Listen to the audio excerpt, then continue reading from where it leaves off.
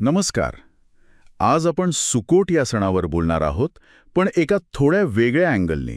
हो, म्हणजे आपल्याकडे जे स्रोत आहेत, गद्दी एफ्राईम नोट्स आणि बीट इस्रायल इंटरनॅशनल, त्यांच्या दृष्टिकोनातून, बरोबर? अगदी.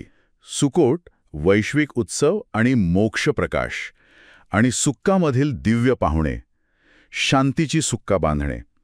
तर आपला उद्देश आहे सुकोटचा खरा अर्थ समजून घेणे, म्हणजे त्याचा मोक्ष, उश्पिजिन म्हणजे ते दिव्य पाहुणे यांच्याशी काय संबंध आहे. आणि या स्रोतांनुसार त्याचं वैश्विक महत्त्व काय आहे हे पण बघूया. चला तर मग सुरुवात करूया. आता सुकोट म्हटलं की आपल्याला आठवतं इस्रायलचं वाळवंटातलं फिरणं, देवाने केलेलं संरक्षण. हो. पण गद्दी एफ्राईम नोट्स काय म्हणतात की हे फक्त इतिहासाचं स्मरण नाहीये, ही एक सध्या अनुभवता येणारी आध्यात्मिक गोष्ट आहे, श्रद्धा आणि देवावरचा विश्वास जगण्याची संधी. अगदी. आणि बीट इस्रायल इंटरनॅशनल तर सुकाला म्हणजे त्या मंडपाला फक्त एक तात्पुरती वस्तू मानत नाही. त्यांच्या मते ती एक आध्यात्मिक गर्भ आहे, म्हणजे जणू गौरवाच्या मेघांचं प्रकटीकरण. अच्छा. जे म्हणतात की मसीहाच्या काळात पुन्हा सर्वांना व्यापेल. भविष्याचा दृष्टिकोन महत्वाचा वाटतो. हो ना, म्हणजे सुकोटचा आनंद फक्त इस्रायलसाठी नाही तर सगळ्या जगासाठी आहे असं हे स्रोत सांगतात. गद्दी एफ्राईम नोट्समध्ये रब्बी झादोक हाकोहेन यांचा संदर्भ आहे. ते म्हणतात सुक्का म्हणजे देवाचा आलिंगनच जणू. देवाचा आलिंगन? हो, जे भविष्यात म्हणजे मसीहाच्या काळात सगळ्या राष्ट्रांना सामावून घेईल.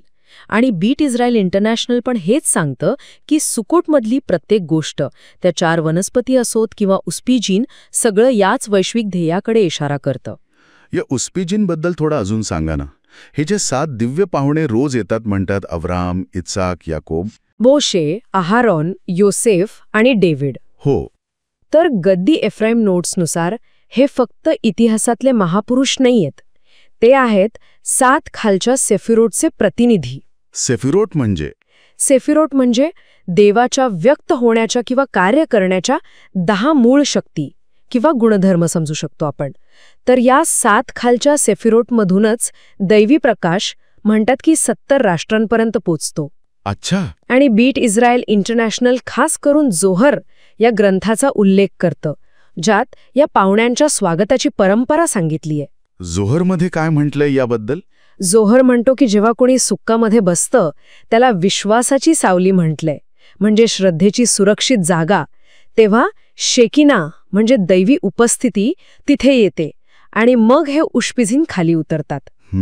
गद्दी एफ्राईम नोट्समध्ये रव हमुना साबा यांच्या एका प्रथेचा पण उल्लेख आहे. ते खूप आनंदाने सुक्काच्या दारात उभे राहायचे आणि येणाऱ्या प्रत्येकाचं स्वागत करायचे, अगदी म्हणजे आध्यात्मिक पाहुण्यांचं सुद्धा. हा आनंद महत्वाचा दिसतो इथे. खूपच. हा आनंद फक्त भावना नाहीये, ती जणू वरच्या आध्यात्मिक जगाचे दरवाजे उघडणारी किल्ली आहे.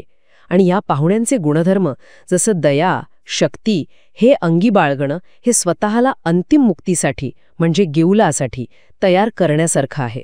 अच्छा, म्हणजे इथून आपण मोक्षाच्या कल्पनेकडे येतो. सुक्कोट एक प्रकारे मोक्षाची रंगीत तालीम आहे असं म्हणायचं का? बरोबर, अगदी. गद्दी एफ्राईम नोट्सनुसार 7वे उस्पिजिन जे आहेत, राजा दावीद, ते जगात देवाच्या राज्याच्या पुनरुत्थानाचे प्रतीक आहेत. जेव्हा शास्त्र म्हणतं पडलेली दाविदाची सुक्का, तेव्हा ती काही लाकडाची झोपडी नसते. मग काय असतं ते? ती असते देवाच्या अधिपत्याखाली एकत्र आलेल्या जगाची एक आध्यात्मिक रचना, एक फ्रेमवर्क. तर मग सुक्कामध्ये बसणं हे फक्त एक विधी नाहीये? नाही, अजिबात नाही. श्रद्धेने आणि आनंदाने सुक्कामध्ये बसणं म्हणजे या स्रोतानुसार त्या पडलेल्या सुक्काला पुन्हा उभं करायला मदत करणं आहे आणि मसीहाच्या आगमनासाठी जगाला तयार करण्यात आपला सक्रिय सहभाग नोंदवणं आहे. आणि बीट इस्रायल इंटरनॅशनल परत तेच सांगतं, हे फक्त इस्रायलपुरतं नाही तर सगळ्याच 70 राष्ट्रांसाठी आहे. म्हणून सुक्का भविष्यातल्या शांतीच्या सुखाचं एक छोटंसं रूप आहे. आणि जोहार म्हणतो की हे फक्त प्रतिकात्मक नाही. हो, त्यांच्या मते ही दैवी उपस्थितीसाठी, शेखिनाहासाठी खरोखरच एक सिंहासन तयार करण्याची प्रक्रिया आहे. तर आपण जर गद्दी एफ्राईम नोट्स आणि बीट इस्रायल इंटरनॅशनलच्या दृष्टिकोनातून सारांश काढायचा प्रयत्न केला तर काय मुख्य मुद्दे दिसतात?